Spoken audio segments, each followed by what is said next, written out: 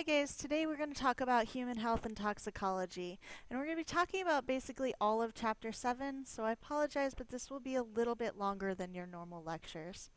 Alright, so when we talk about human health and toxicology, there's a lot of vocab that you need to know that goes along with this. So those words are in yellow, and I'd like you to please define those as we go. Alright, so when we talk about human health, there are two major things that we need to discuss. And the first is a hazard, which is anything that can do you harm, anything that can cause you to be less healthy. And then we talk about risk. And risk is how likely you are to suffer from that particular hazard. So there's lots of different types of hazards. There are biological hazards. Those would be anything living.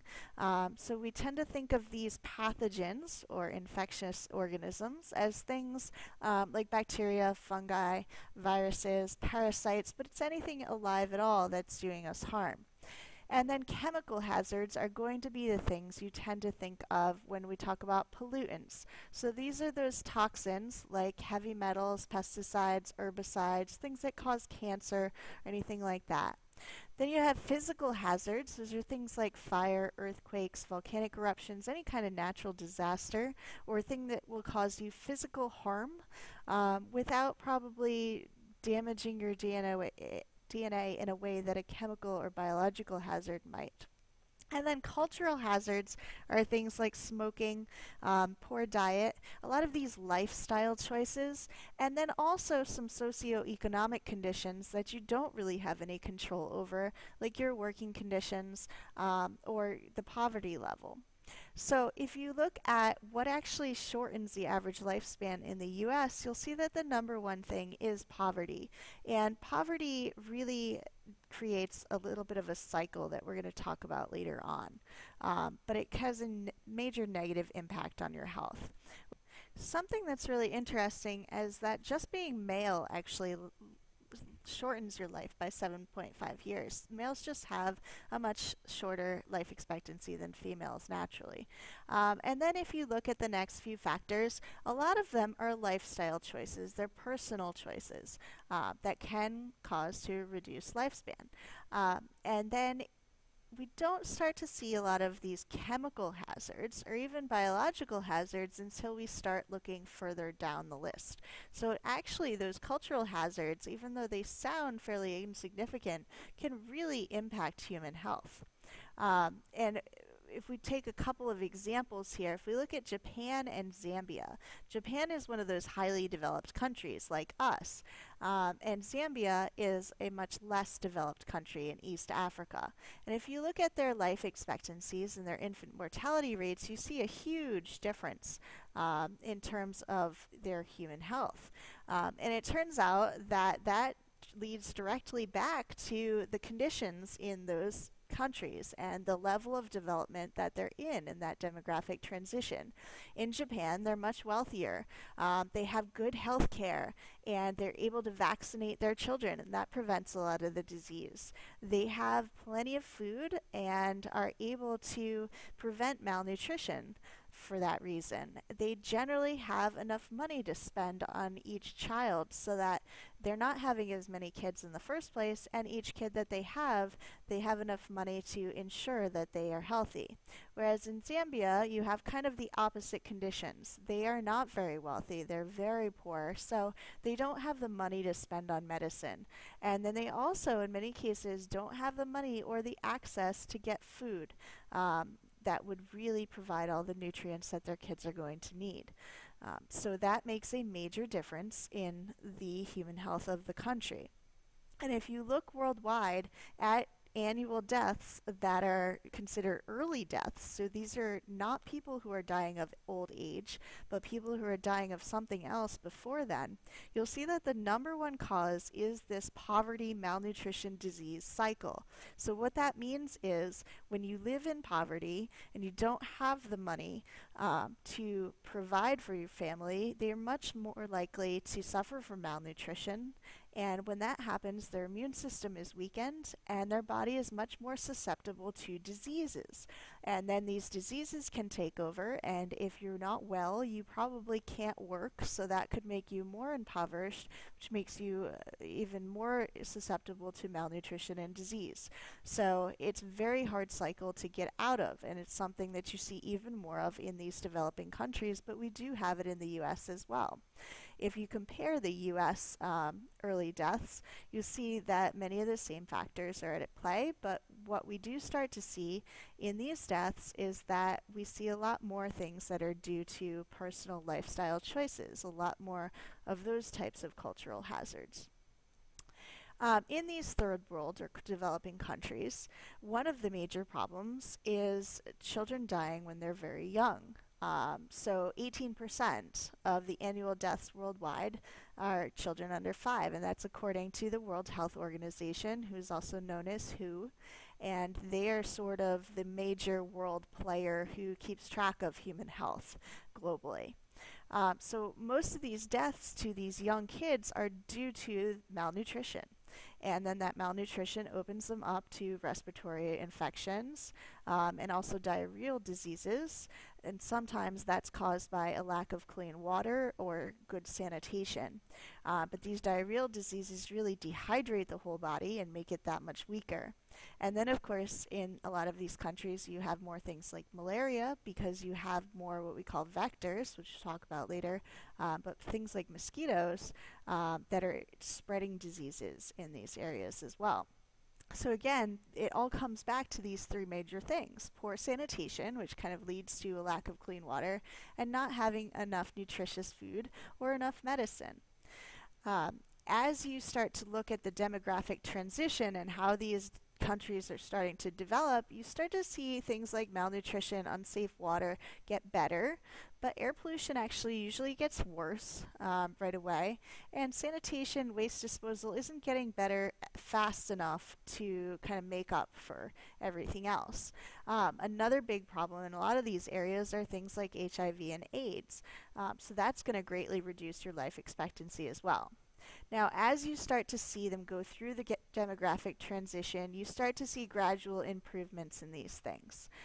So things like vaccines being implemented so that your children aren't going to catch new diseases,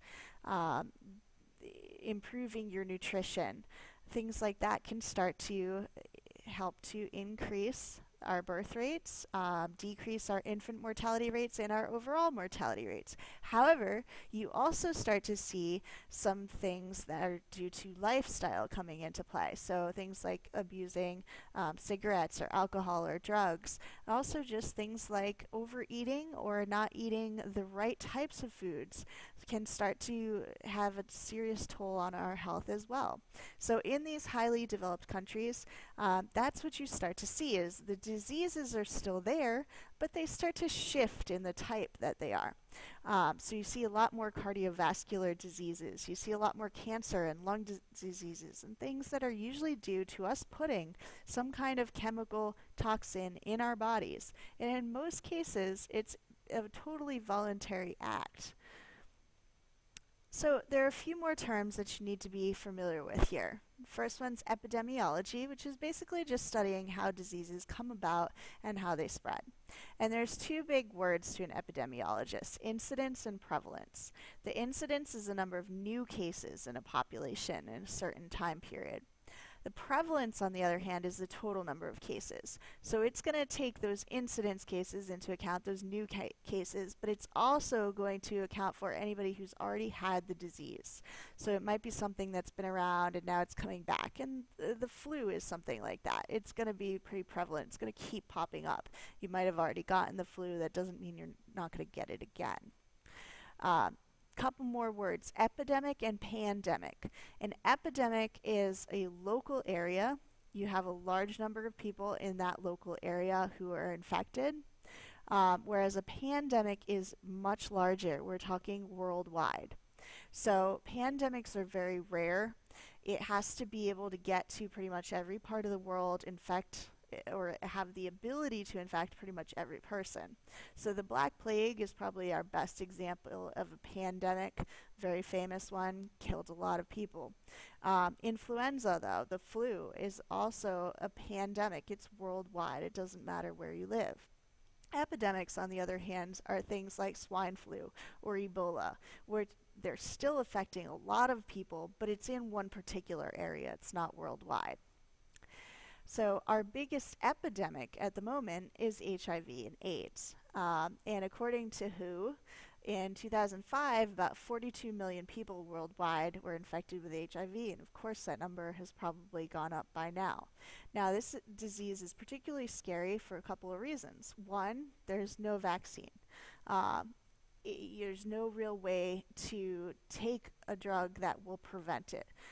So it's really about preventing it through safe contraception and so on. The other problem is that even if you get the disease, there's no way to treat it. It's not curable, too. So you can treat it with drugs that will treat the symptoms, but they're not going to get rid of the disease, and you will eventually die from it. So this has really impacted so many countries in Africa and throughout the world. And you can see if you look at the population pyramid, this red one is the population with AIDS.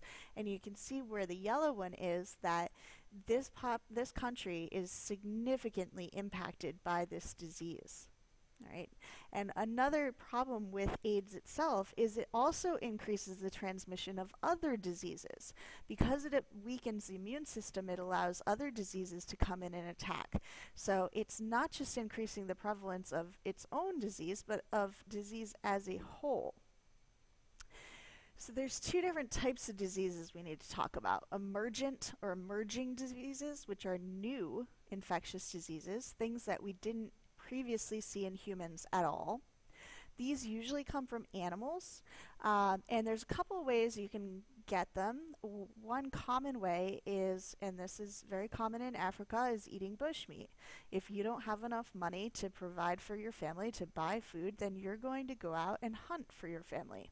And bushmeat in particular is usually things that you wouldn't normally be eating. So one of the most problematic is things like great apes or monkeys. These are very closely related to humans. That means that in terms of evolutionary relationship, we have a lot of DNA sequences in common. So a virus that attacks them is going to very easily be able to attack us as well. And that's where they think a lot of these things like Ebola and AIDS probably came from in the first place. It's something like that, where a person ate the bushmeat and then was infected with this virus. In a lot of cases, people also get the virus if they're around animals all the time, for instance, if they raise them. So there's a lot of speculation that things like SARS and bird flu and swine flu came from situations like that. So those are the emerging diseases, never in humans before. Then there's re-emerging diseases, which are diseases that did exist in the past, and now we're seeing them more and more and more. So they're not coming out of an animal host, they're in the human population, but for some reason they're coming out more now than they have for a while. So a great example of this in the US is if you look at either measles or mumps. Both of those diseases have experienced a comeback, basically, because a lot of people, because of the myths in media, have been thinking that they shouldn't vaccinate their children. There's a big myth out there that it causes autism, which there is no scientific evidence that indicates that, but it scares people, so they don't vaccinate their kids, and then their kids are much more likely to get these re-emerging diseases since they haven't had the vaccine to prevent it. So there's lots of other things that can cause diseases to emerge or re-emerge. Another thing is the evolution of the organism that causes the disease itself. So with a biological disease, it could be something like they've evolved antibiotic resistance. The drugs we're using aren't preventing it anymore. Or in some cases, they've evolved to be able to infect different people. Sometimes it's not them that involved, it's their vector. And a vector is anything that can carry a disease, but it's not the disease itself. So in other words, like a tick, if you're bitten by a tick and you get Lyme disease, Lyme is not actually the tick that's causing the Lyme, it's the virus that's carried by the tick. Same thing with malaria. Malaria lives in mosquitoes. It's actually a little protist, and then that protist will attack your body. So the mosquito is the vector because it's carrying the disease, but it's not actually what's causing your symptoms. All right, another factor involved here is urbanization. As we build cities and people live close together, you get these overcrowding effects. There tends to be poor sanitation in cities, especially in less wealthy countries. And then when you have people living right next to each other, they're going to be much more likely to infect each other, especially if they're not practicing proper sanitation. A growing elderly population will spread disease or allow diseases to reemerge. They're living together in these environments. Often many of them are sick at once. They have compromised immune systems, so this all feeds into it. Anytime you pollute or degrade the environment, you leave so many new openings to not only things like invasive species, but diseases to come in or pathogens to come in that weren't there before. And probably the biggest example of this is with climate change. If an area is now warmer, it may have kept the mosquitoes out before because it was too cold, but now that it's warmer, those mosquitoes are able to move in and bring their diseases with them. And another huge factor is globalization. As we start to travel globally and move around all over the world, we can get across the world in an instant, practically. Just takes us a few hours. Now we're bringing our diseases with us everywhere we go. And then there's that whole cultural aspect again, where certain communities are going to be impacted more because of the cultural conditions or the levels of poverty that they live under. So these are actually the 7 deadliest infections worldwide, the 7 biggest hazards as far as these biological hazards go. And I want you to take a second and record these and include what their prevalence is and then also what type of agent causes each of these diseases. All right, let's move on now and talk about toxicology. So whenever we talk about toxicology, we're looking at those chemical hazards. And there's 2 ways that these chemicals can impact us. They can cause what we call an acute toxicity, which is when you feel effects very quickly after you're exposed. So food poisoning, great example. You eat something, you know that it was toxic. It's not something that is going to take a long time to take effect. Then chronic toxicity is the opposite. So this is something that occurs after you're exposed to it over a long period of time. So a lot of times what we talked about with bioaccumulation, how it builds up in the body, that could cause a chronic toxicity over time. There are different types of chemical hazards as well. So mutagens are anything that's going to cause a mutation in your DNA. So things like radiation and different chemical toxins. Tetragens are going to cause birth defects, or they're going to harm the embryo or the very, very young preterm baby in some way. Carcinogens are chemicals or radiation in some cases that are going to give you cancer. So a lot of times mutagens and carcinogens are the same thing. And then lots of other chemicals just mess around with one of your body systems, like your immune system, your nervous system, or your endocrine system.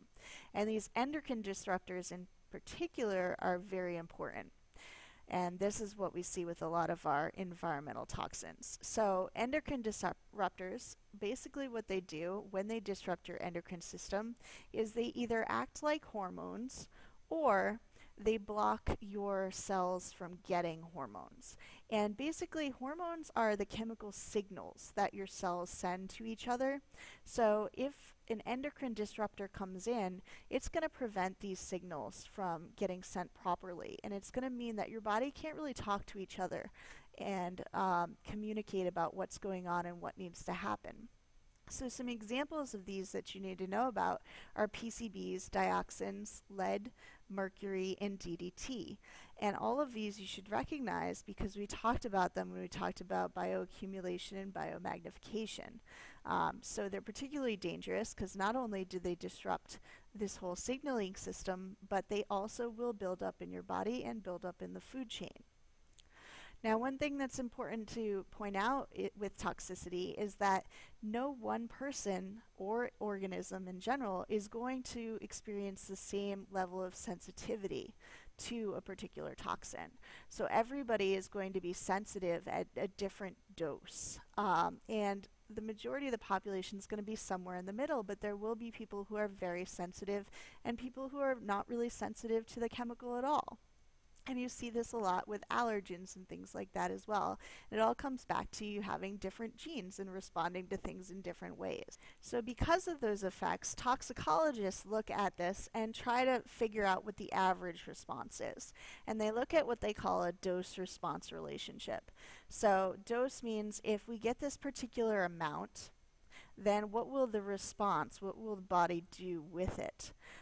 So when they basically will set up experiments where they start to add to the organism's body and then they see what happens.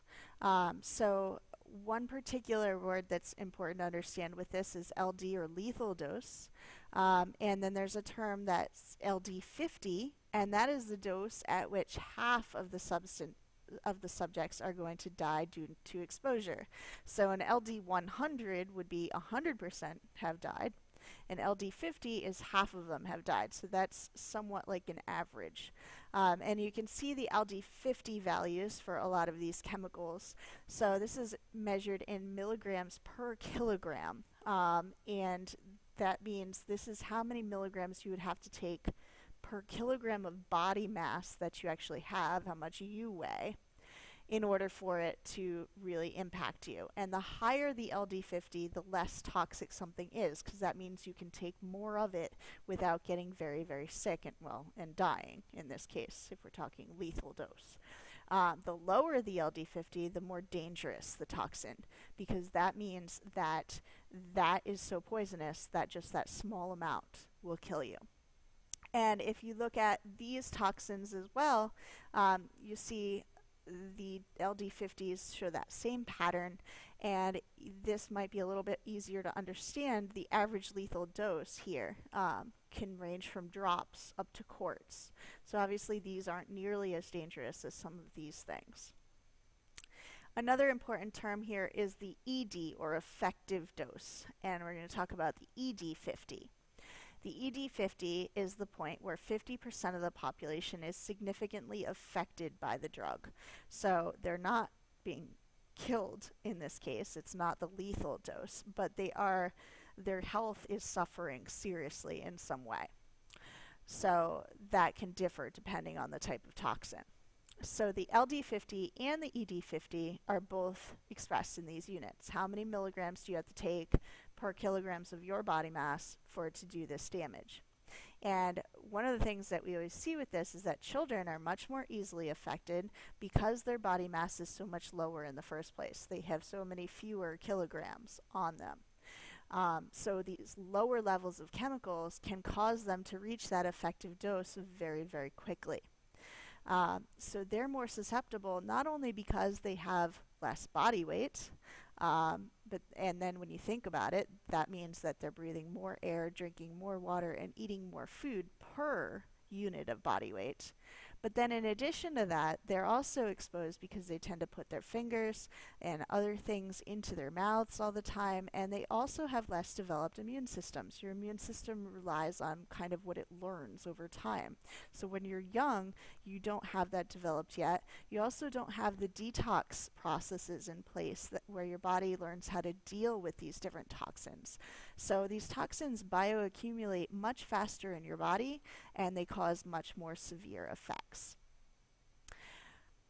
Now, when we look at toxicity, a lot of the times the reasons why we want to figure out how toxic something is to figure out how to deal with this particular chemical and how to regulate it.